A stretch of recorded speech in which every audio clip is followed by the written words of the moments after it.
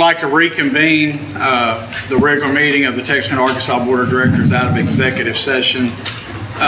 During the executive session tonight, the city board interviewed a city manager candidate, which was our lone candidate, our final candidate that we've had over an interview process since really March.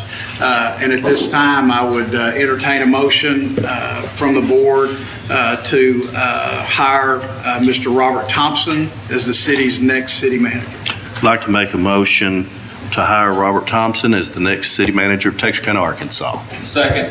So I have a motion and a second to extend an offer to Mr. Thompson. Is there any other discussion? Could you call the roll, please? Calabash, Yes. Jewell, Yes. Hart, Yes. Roberts, Yes. Harris, Yes. Brown. Yes. So at this time, I would read a statement that states that the Texarkana, Arkansas Board of Directors has extended an offer to Mr. Robert Thompson as our new city manager. He comes to us from Florida, where he served as a city manager and is currently employed as a senior vice president of a nonprofit corporation there. He has also served as a municipal client service manager as well as an assistant county manager. The city will make a formal announcement once his contract is signed. So at this time, we're pleased to get this behind us on behalf of the board. It's been a long process in all of the interviews and stuff that we've conducted. I think that we'll be able to work out something favorable with Mr. Thompson, and that'll be something that our community will be looked forward to working with. He's got a lot of energy, and he's ready to go to work. So as soon as everything's complete, we'll be releasing a statement from the mayor's office and the board welcoming him to our community, hopefully in the next couple of weeks. So having said that, we'll get right on into our agenda. At this time, we'll move into our citizens communication time. I'll take these in the order in which the clerk gave them to me. Ms. Sherry Hurley.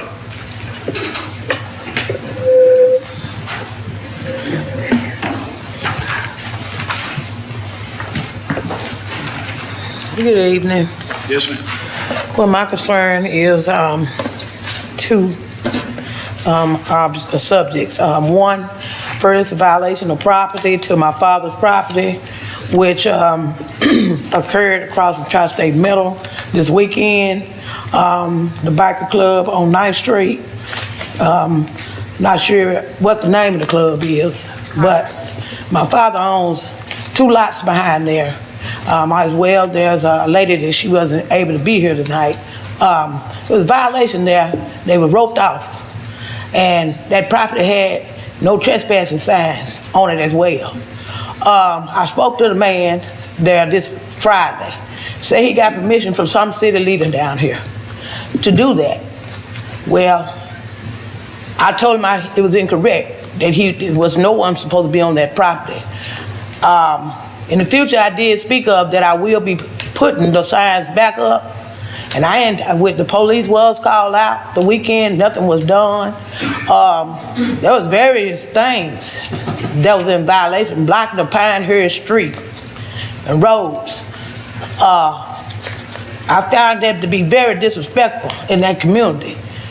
There's people that could have been going to the hospital, and they got to find another way to go around because we had over 300 and some odd motorcycles on the property that belonged to owners.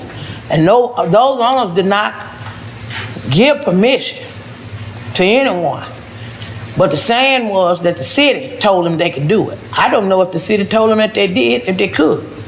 But I'm here today to get it straight.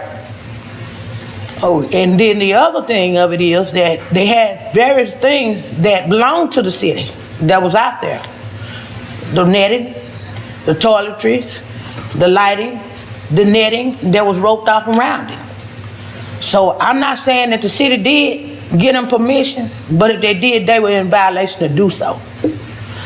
My other subject is I was here a few months ago about the property on Pearl Street that belongs to Miss Zane. Yet there's nothing been done about it. Those houses are condemned, they're vacant, you can't get any plumbing in them. I'm tired of seeing people going in them using drugs, sleeping in them. There's rodents, there's rats, there's snakes, and it's costing me out of my pocket to keep them out of my house. They're overgrown. It actually lets people stay in these properties that's unsafe for their health. These people live here and you taking their money from them. I'm a witness that she does it. And it's a violation because that we offer shelters for people to go to that don't have a place to stay. But to stay there and do drugs and may catch somebody else's property on fire, stand warm in them, and the one is unacceptable. I've been there watching this property being like this for over 5 years. Now, I don't know if the lady pays her taxes or whatever. I get it if she do or what she don't.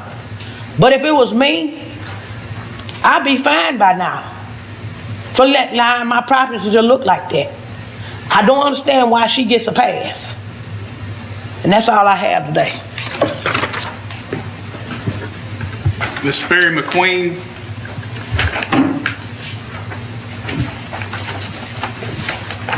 Okay, I have a couple of things too. At the last meeting, I came and talked about the property at 712 Pinehurst Street, which has overgrowth. Somebody did come out about 3 days after that meeting and they did do some mowing, but they didn't do a very complete job. There's still overgrowth along the fence line. It's growing into my yard. It's been growing for about 60 years, and I'm not exaggerating. And it's invading my property. I'm a 75-year-old woman with physical limitations. I can't clean up somebody else's property. It's enough for me to take care of my own. And I would like for whoever it was to come back out and cut those vines, those trees, those bushes that are lapping over into my property. Okay. The other thing that I wanted to talk about, I'm gonna piggytail on what this other lady said about that motorbike club. I would like for this city to stop giving permits for people that don't even live in the neighborhood to come and disturb us. It's ridiculous. They don't live over there, and they blocked off Pinehurst Street, which is a highly traveled street. That's a safety issue. They made a lot of noise, crappy music that I had to listen to in my house, motorcycles revving up, going down the street. I don't want to see those people again. I don't want to see the Clarks on Couch Street again. They don't live over there. I don't want to listen to their music. I don't want to deal with their crap. And that's all I got to say about that. But I would really like for somebody to come out and finish cleaning up that lot next to me, because they did a half-ass job. What was your address again, ma'am? That lot is at 712 Pinehurst Street. Okay, thank you. There's nothing standing there now, it's just a lot now. I believe the next is Harris. I'm not sure the first name. I can't. Maybe C-A-H-E-Y? Harris? Isn't it Harris? H-A? I'm not Laney. sure. I know I did one. Yeah, it's I don't know how you got Laney. I was just seeing if he was paying attention. I knew that. About the street being blocked up, I did call, once I realized that on Friday, I did call down to City Hall and asked about why were they blocking Pinehurst. And I couldn't understand why were they blocking Pinehurst Street, because if they was inside this gate here, a gate went parallel from Midway Pinehurst to Vermont Street. And when I was told, when I called down to City Hall and spoke, everybody was gone. And I did call, I'm going to say names, Tyrone, and she did call me back. But once I found out that they got approval from the police and the fire department, that's the reason why I didn't call her back, Tyrone, because only thing they gonna say, they got approval from the police and the fire department, so probably they gonna say, and I don't even know if you can overturn that during that process once they got approved. But my question is, my thing is, I didn't see the rationale of you blocking off Pinehurst in the first place, because that was a busy through street, and yet it had a fence there that ran parallel where they was inside the fence. I didn't see the point behind that. And then I was also told when I called down to Public Works, she stated to me that they was gonna just have it blocked off until till they get through speaking. So that was I so they get through having the event and I guess she said speaking, but yet I found out that they had it blocked off, that whole starting at 2:00 Saturday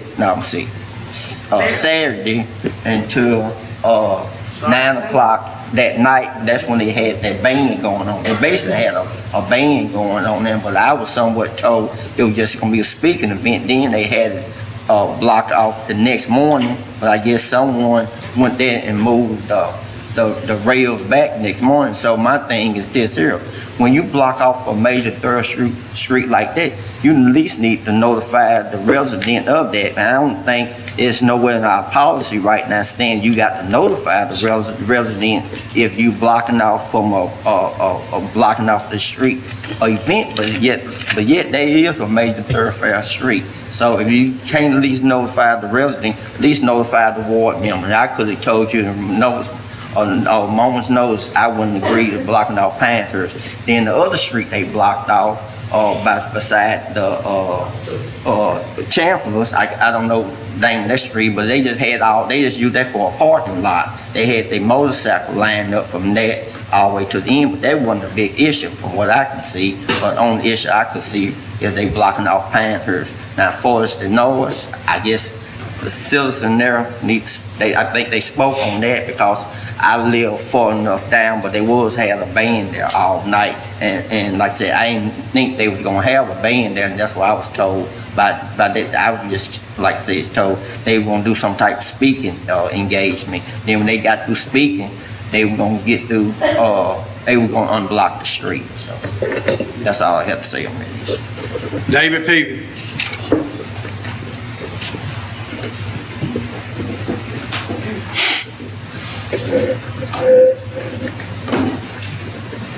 Hello, I'm David Peavy, living downtown, 105 Olive specifically. I want to talk to you about the restaurant by the glass ordinance, or whatever y'all call all those rural things that y'all do. I wanted to talk about it because I think it will help Texarkana to succeed and have far more income than it has now. I don't like us being called Taxicana. If you go to the store, and someone uses that little gun and they shoot twice, and you have to pay twice for that item, no one would be pleased about that. I would assume that no one would be pleased about that. Well, that's what happens now. We are taxed twice on the same items, and it's just not right that we have to do that. You require your mom and pop restaurants to pay these taxes twice. And on the they pay it when they buy it from the store, and then they pay it again on the 20th. There's a 13% charge out of the store, 10% to the state, 4% to the additional to the state, 10.25% for our little sales tax, 5% to AP tax. 42.25% is what's charged for a drink that comes out of the restaurants right now. It's hard to believe when our customers get mad at the restaurants and they do not believe it, because it's hard to believe that something is taxed that heavily. They think we're stealing from them, but it's not us. It's the city and the state that's doing this, that's causing these to be so high. Camden and Arkadelphia have both passed this, a state law that allows cities to sell by the drink, restaurants only, restaurants. And they do it, and allows them these restaurants to buy it from wholesalers rather than going to the local stores. Yes, the city makes 13%, and then it's a double taxation on the exact same thing. The citizens only have to pay it once.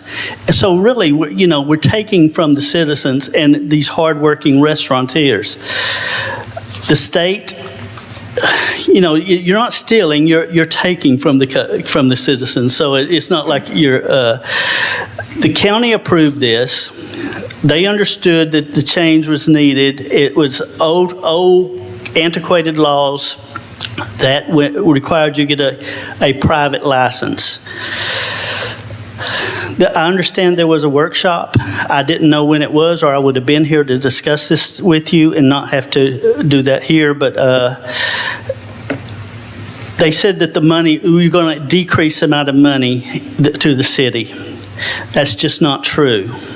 It is true in a small pond thoughts, not the ocean.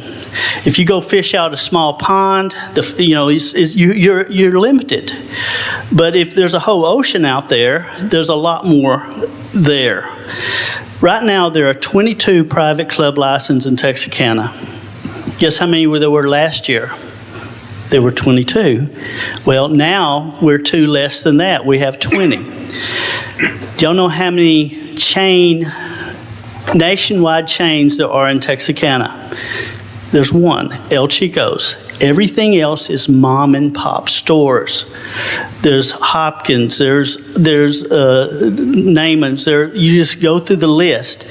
Out of the 20 that are left, how do you say that? The Italian restaurant that jumped, when and said, we don't like the taxes, we're moving to Texas.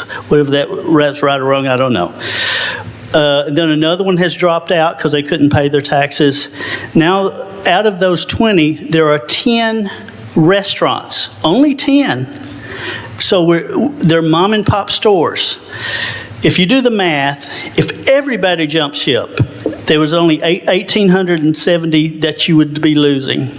But what if Verona's decided they want to get a license, which they don't want to go through all the rigmarole of the private license thing.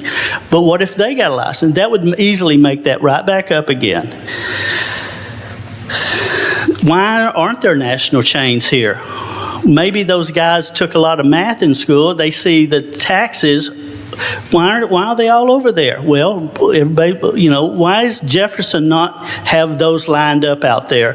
Why is the little Mexican restaurant there always vacant? Why is it so hard for them to stay in business? 42%.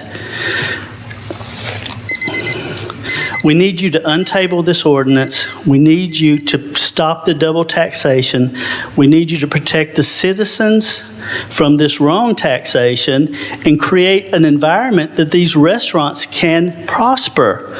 We need to give their hard work a way that it can succeed, and our city can succeed, and the money will follow that. Please untable this and get it approved and help our city. Thank you. Is there anybody else that wishes to address the board? I don't have any. Mr. Cheatham?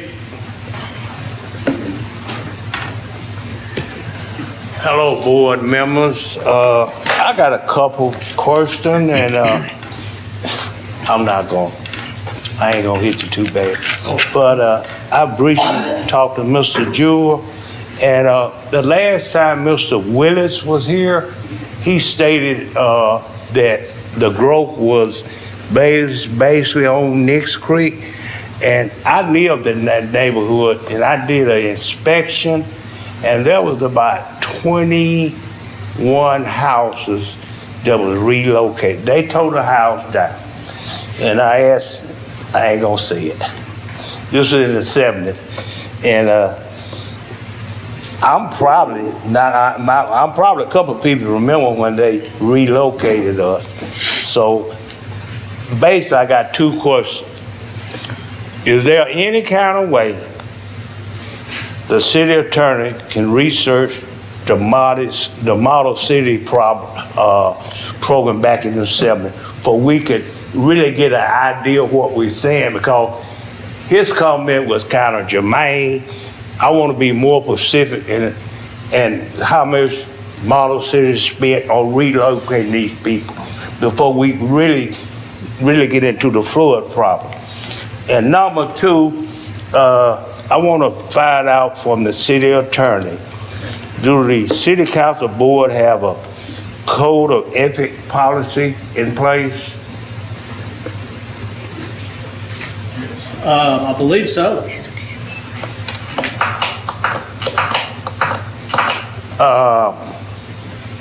That's all I have. You want to respond, Mr. Jewell? No, sir. You're good. Thank y'all. All right. Anyone else wish to address the board? Anyone else? If not, we have a couple of presentations tonight. One on our service awards. I don't believe he's present, is he, Jenny? No. So we have one service award tonight, and that is Mr. Robert Oakes with the Public Works Department for 5 years. So y'all give him a round of applause. He'll receive a pen and a certificate from our city manager. The next is we have a life-saving award presented to Mr. Devin Bruce. I have a proclamation here to read. Our city manager, acting city manager, has a plaque in this proclamation that she'll present him, and I would like to read this at this time. Devin, where is Devin? Would you come stand, please? So this is the city of Texarkana, Arkansas, on September the 6th, 2023.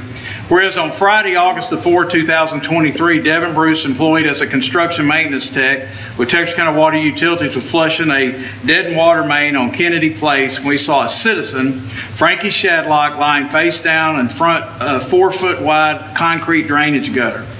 Whereas Devin ran to the aid of Mr. Shadlock, who was barely coherent and bleeding from his forehead and had severe burns on his hands and knees. But when Devin inquired with Mr. Shadlock was okay if he needed to call 911, Mr. Shadlock declined and just asked to be turned over. Whereas, unable to turn him over alone and afraid he would further injure him, he tried. Devin ran to the nearby neighbor's house to ask for assistance.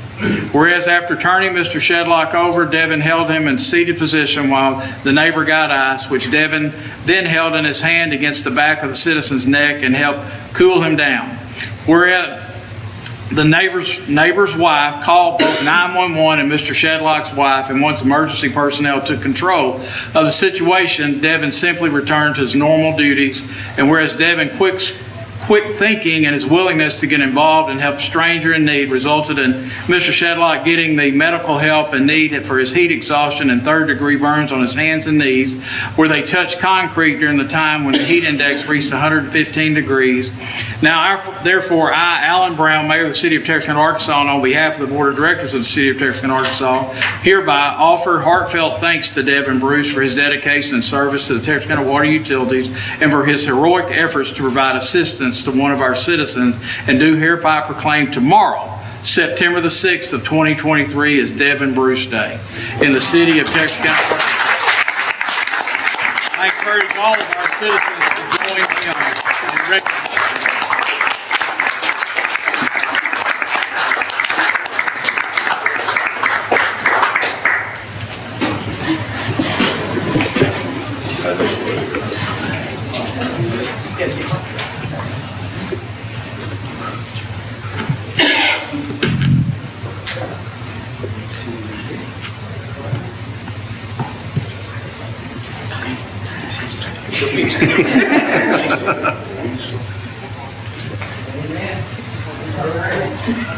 I guess not. We got one in the back.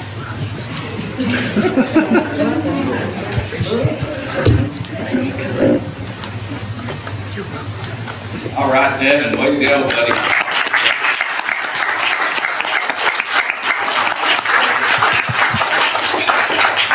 In case anybody in the audience was wondering, Mr. Frankie Shadlock is here as well. Frankie? All right.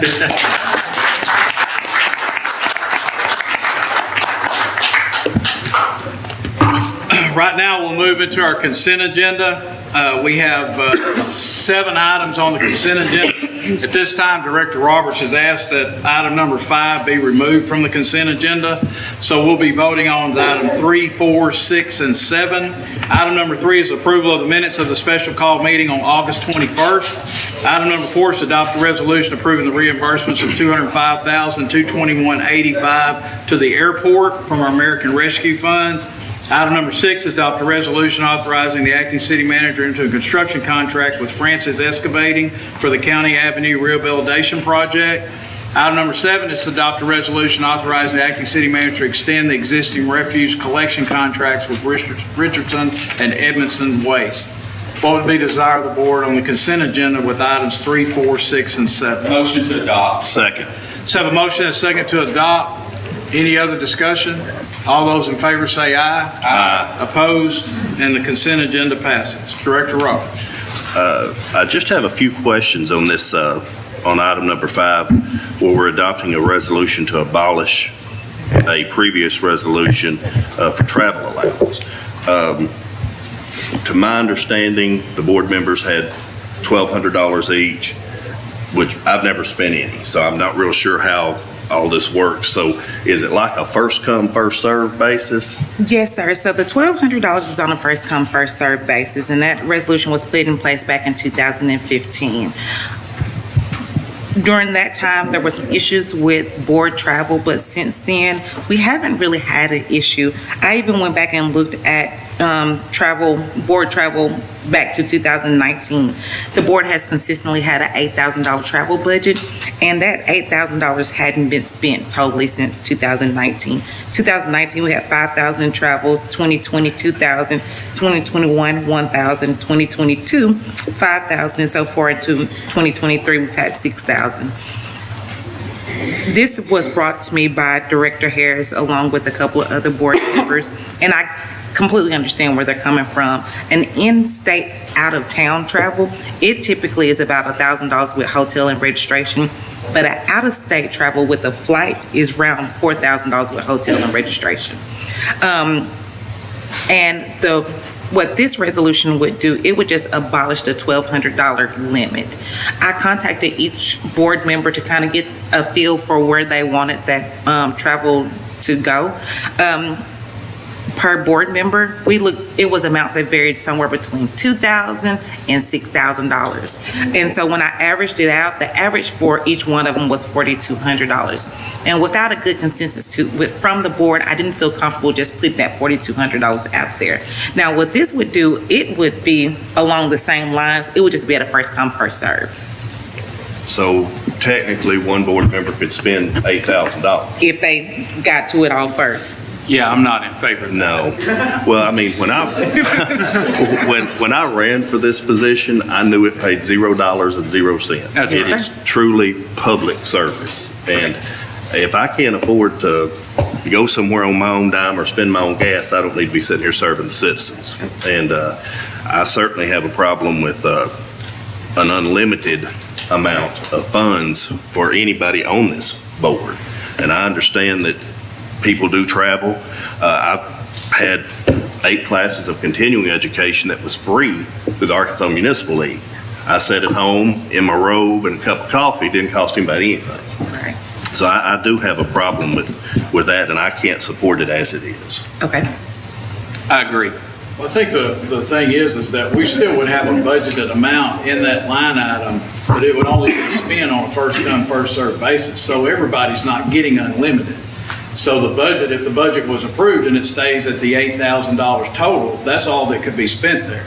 And basically, to what I'm told, none of us are using it anyway. There's a couple of board members that go to meetings and all that, but we're not giving, my understanding was we're not giving unlimited because we couldn't even budget for that. Right. So we're going to budget a certain amount of money, period, that would be relative to probably what the resolution or the current ordinance is, and it would just be done on a first come, first served basis.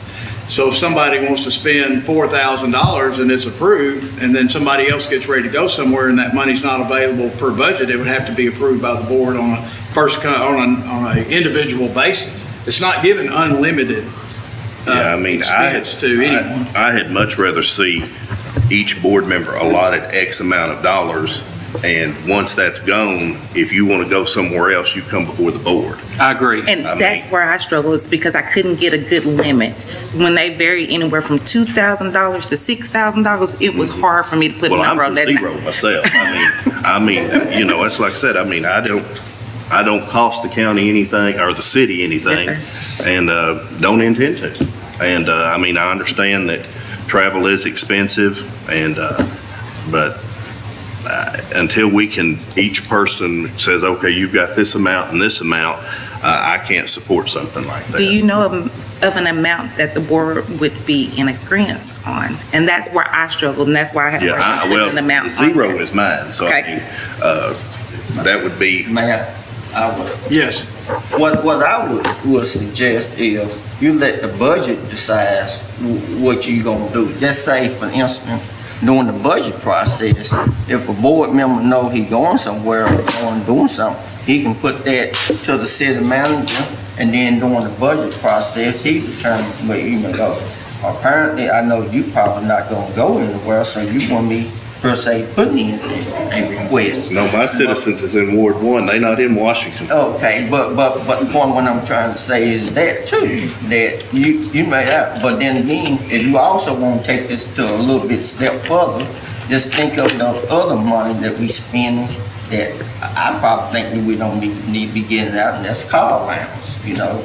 But yet, I haven't put nothing forward saying do away with car allowance, but you just think how much money we getting out in car allowance, you may say that our amount may not exceed. You're talking about for city staff. We don't get car allowance. I know, I'm saying that, yeah, and we don't get car allowance, but we, you know, we don't get car allowance, so, but how you put fairness in something anyway? Because I know everybody up here is not gonna go nowhere, not gonna do nothing, and they don't seem, they don't even think they gonna go anywhere. But the ones who may want to go somewhere, you can't go somewhere like say on $1,200. But that's what I was thinking. Well, Let the budget process. I think it needs to be looked at as a limit per individual director and an aggregate amount. So, And I think that Josh. $1,200 is a little bit low.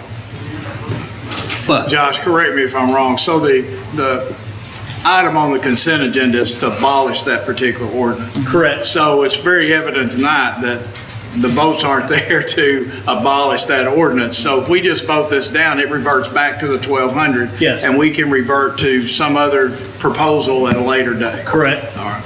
We can address that during the budget. And that's the point that I was trying to make all along. But you got a $1,200 limit, then all you make in the budget ain't gonna really do no problem. And my concern was if you violate, All those in favor of it. abolish this and let the budget process determine it, you know. And then when you're doing the budget, you can't make that determination, so. So the item on the agenda is to abolish that particular resolution. So what would be the desire of the board to do just that, abolish the ordinance? You can make a motion and a second to vote on it, and we could vote it down or just die. I'll make a motion that we read the resolution. Second. second. Oh, you got a Have a second? motion and a second to read the resolution. Could you call the roll, please? Hollapish, Yes. Jewel, Yes. Hart, Yes. Roberts, No, Harris. Well, yes, but without, Wait just a minute. I know, I was confused. This thing's, we know how we're gonna vote, so we don't need to vote on the reading of the resolution. All right, we're going to instruct the city attorney to read the resolution. Then it would be the desire of the board to adopt or not. So please read the resolution. We're not voting to read it. Whereas the City of Texarkana, Arkansas desires to address travel allowances and expenses for each board member in the yearly budget. And whereas Resolution Number 6254, passed and approved March 2nd, 2015, set limits on directors' travel for the year at $1,200 per director. And whereas board member travel may require expenditures and expenses in excess of $1,200. And whereas Resolution Number 6254 must be repealed in order to allow the city to provide travel expenditures in excess of $1,200. Now therefore be it resolved by the Board of Directors of the City of Texarkana, Arkansas, that Resolution Number 6254, passed and approved March 2nd, 2015, is hereby repealed, passed and approved this 5th day of September, 2023. City attorney's read the resolution. What would be the desire of the board? Motion to adopt. second. So have a motion and a second to adopt. Any other discussion? Could you call the roll, please? Hollapish, No. Jewel, Yes. Hart, No. Roberts, no. Harris, Yes. Brown. No. What we got? It's 4, 42. 4-2. Fails. Fails. Okay, fails, so it actually reverts back to the $1,200 spending limit at this time until the board looks at it further. Having said that, there are no items on our regular agenda. Yes. Yes. No, I'm not gonna ask that question. All right. No items on our regular agenda at this time. We enter into board commentary. Is there any board member to wish to address board member or the citizens? Oh, Yes, Director Harris. yes, I know I've been asking about sidewalks going down, Pinehurst from, Grove Street to Dudley Street. And I've been asking about maybe the last 3 or 4 years, but maybe I've been asking about it the wrong way. If somebody was in a wheelchair, which this to happen, and he was trying to get from the projects down there, he got to go all the way in the street till he get down to Dudley Street for him to go maybe to Save-A-Lot. And so my issue is now Pinehurst is not ADA in compliance, because a person got to go in the street if he's in a wheelchair. And this was asked to me.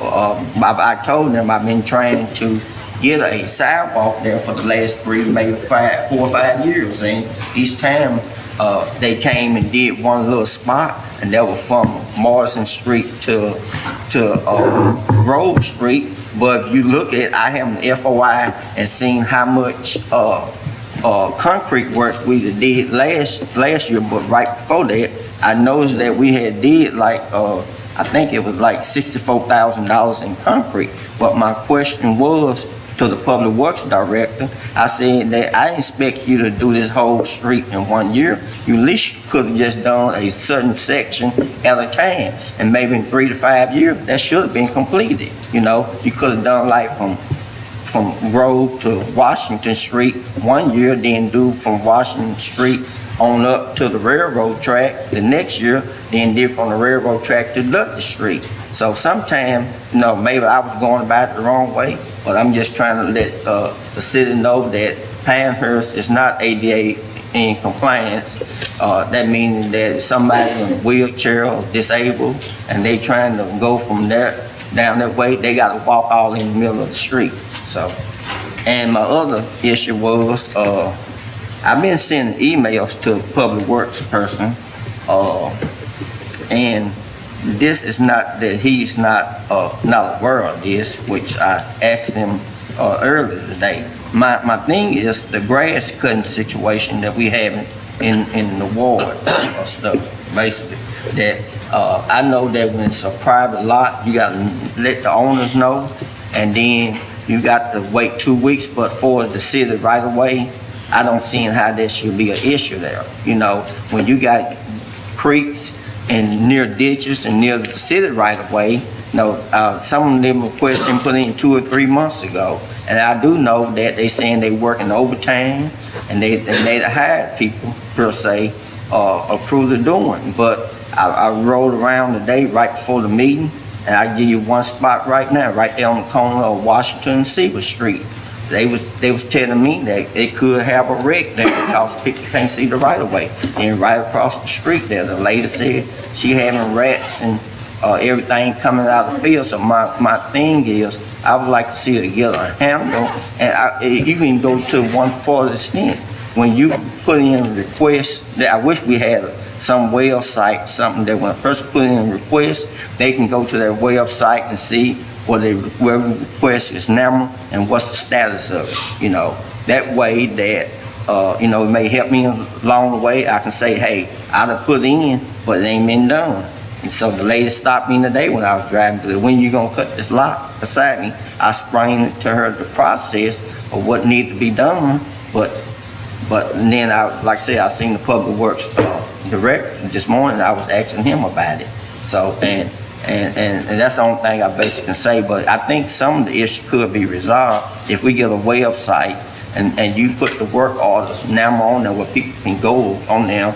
Or when they sign up for a request, they can get a number. Then that number, they can go back, put in that work order number, and then they can see the status of the request. Now, if we spending bukus of money for call allowance, you just take away the call allowance. And I'm saying that based on what just recently happened, that is sometimes your priority of where you spend your money at. I'm not trying to get on the people that getting car allowance. I just noticed how sometimes you put your money in certain effort, then something when somebody else trying to get some, you think like they doing something bad, but but otherwise that, and I did get an email from that, so I guess I can forward that to the new city manager telling them about the process that people can get and how the city can better communicate with the public and work on it, and work on the request. That's it. I got Any some. other board, Jeff? I would just like to speak to the public. I have a very good friend, Tommy Co., whose son, Sawyer Co., has been missing since August 9th. He's a 28-year-old white male, and his family is in from Ontario, Canada, here looking for their son. And I know all of you that have children could see how hurtful that is to not know where your child is. And so I would just, I just want to say that if you could go to Miller County Sheriff's Department's website or Facebook page and find that post about Sawyer and share it. And if you've got property that you haven't walked in a while, you would walk that. But this family, we're praying for closure for this family, and it just breaks my heart that somebody don't know where their kid is. And so if y'all could do that, I would appreciate it, and I know that family would too, is if you would keep them in their prayers as well, that Sawyer be found. Thank you. Anyone else? If not, I would entertain a motion to adjourn. Motion to adjourn. Second. We have a motion and a second to adjourn. Call the roll. Hollabash? Yes. Joel? Yes. Hart? Yes. Roberts? Yes. Harris? Yes. Brown? Yes, we're adjourned.